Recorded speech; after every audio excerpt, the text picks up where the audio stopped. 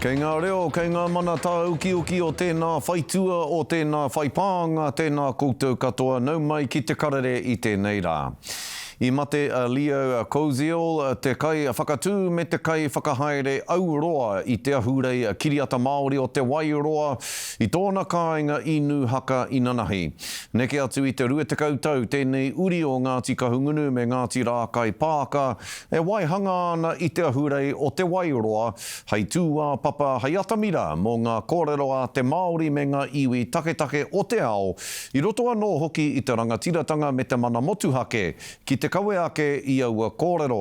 Nā te ahurei o te Wairoa, ka rongonui ngā marae o Ngāti Kahungunu i Nūhaka, hei wāhi whakahuihui i ngā kaihanga kiriata, ngā kai pūrākau me ngā kai mā takitaki no ngā iwi taketake o te ao.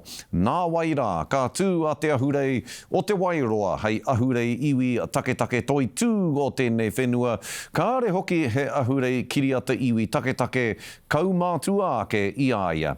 Kei te whiriwhiri tonu tōna whānau i ngā whakaritunga mō tōna tangihana.